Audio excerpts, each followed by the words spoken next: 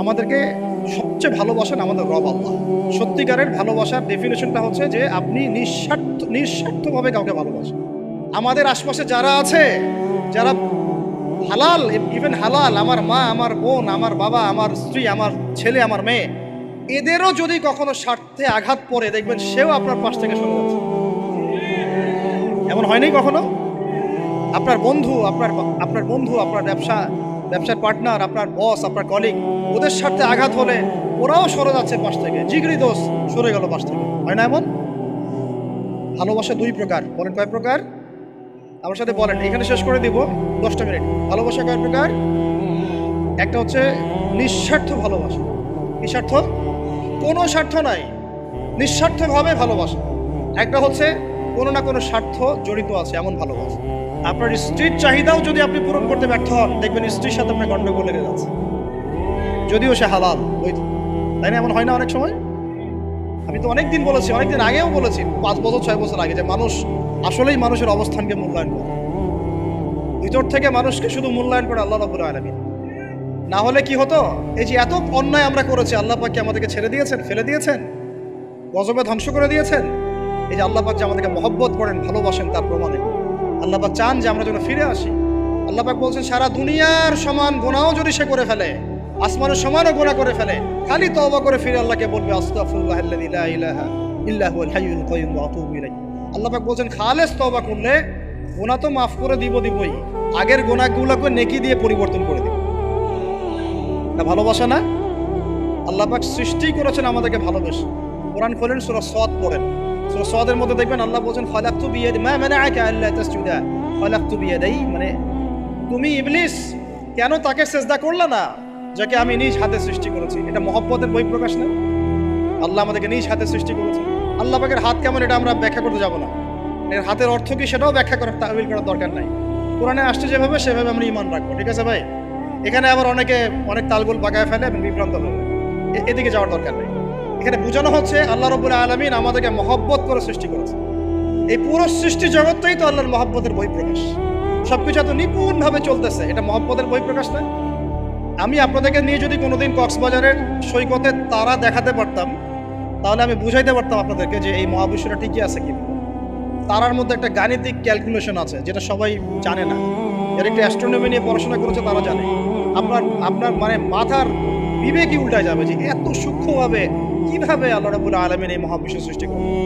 এক চুল এদিক ওদিক হলে পুরো বিশ্ব কায়নাত ধ্বংস হয়ে যায়। এটা কি আল্লাহ পাকের মহব্বতের পরিপ্রকাশ না? আল্লাহ পাক তো বরং বলেছেন পুরো সৃষ্টি পরিবারটাই আল্লাহর আহাল, আল্লাহর পরিবারের অন্তর্ভুক্ত। সুবহান। এমনকি আল্লাহ পাক আমাদেরকে বলেছেন, তোমরা জমিনবাসীর সবার উপর রহম করো। ইরহামু মান ফিল আরদ ইয়ারহামুকুম মান ফিস সামা। তোমরা সবার উপর রহম করো, দয়া করো। দয়া, রহম এটা তো মহব্বতের একটা অংশ। তোমরা সবার উপর দয়া করো, রহম করো, মহব্বত করো। এটা কি হবে? তাহলে আল্লাহ পাক আসমানে যিনি আছেন, আল্লাহ পাক তোমাদের উপর রহম করবে।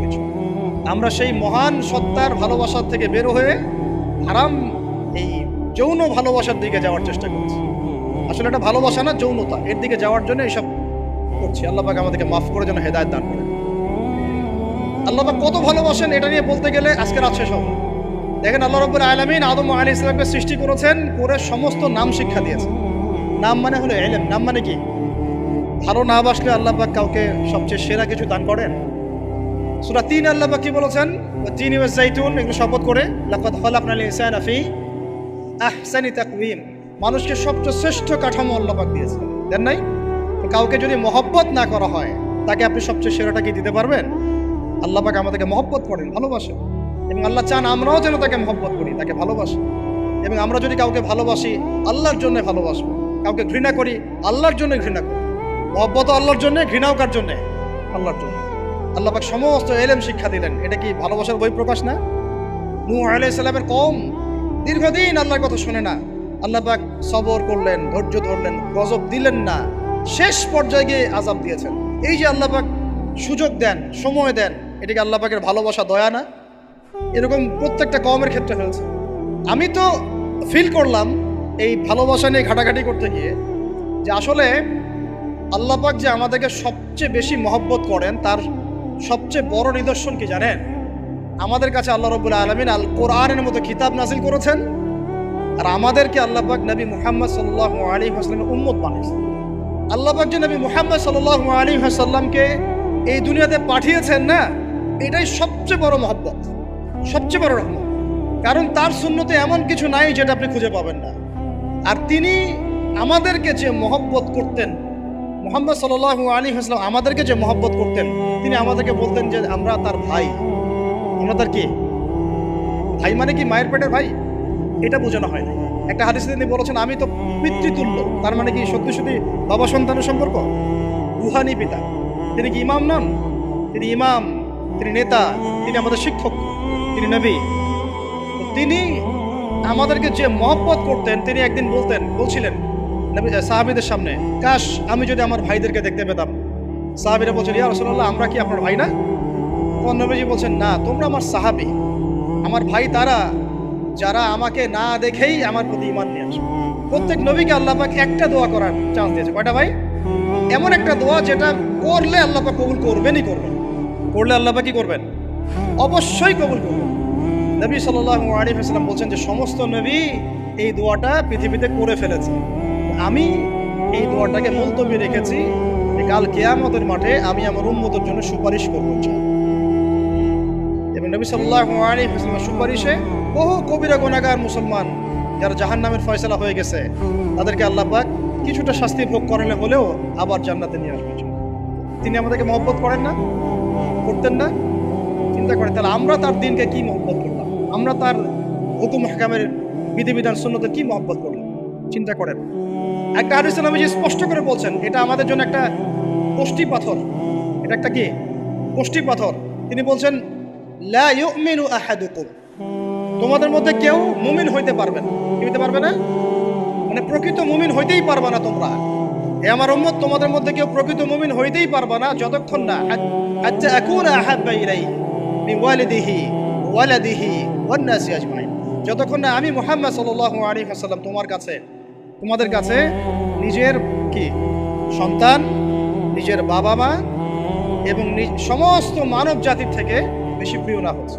হাদিসটা আবার বলি, নবীজি বলছেন কেউ ততক্ষণ পর্যন্ত প্রকৃত মুমিন হতে পারবে না যতক্ষণ না আমি মুহাম্মদ সাল্লাল্লাহু আলাইহি ওয়াসাল্লাম তার কাছে তার সন্তান, তার পিতা, এমনকি সমস্ত মানব জাতি থেকে বেশি প্রিয় না হচ্ছে।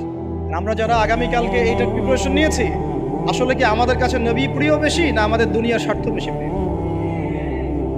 যারা এগুলো করবে তাদের কাছে কি সত্যি নবী প্রিয়? তাহলে তারা করতে পারতো না। যদি নবী আমাদের কাছে সবচেয়ে বেশি প্রিয় না হয়, আমরা মুমিন হতে পারছি না। আর যাদের কাছে নবী প্রিয় তারা কখনো এমন হারাম কাজে যেতে পারবে না।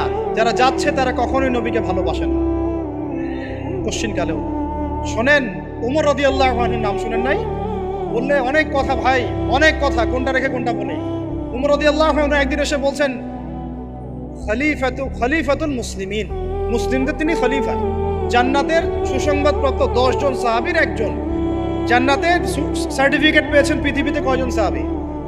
একটা হাদিসে একসাথে 10 জন। ওই 10 জনের অন্যতম একজন, যিনি এমন শাসন ব্যবস্থা পৃথিবীতে প্রতিষ্ঠা করেছিলেন যার মতো মিসাল এখন পর্যন্ত পৃথিবীতে আর দেখা যায় নাই। একটা হাদিসে আসছে, যে রাস্তা দিয়ে ওমর হাঁটে ওই রাস্তা দিয়ে শয়তান হাঁটে না। কি বুঝলেন? শয়তান যদি দেখে ওই যে ওমর, ও আর ওই যাবে না ওই রাস্তাটা। এই হচ্ছে ওমর ইবনে খাত্তাব।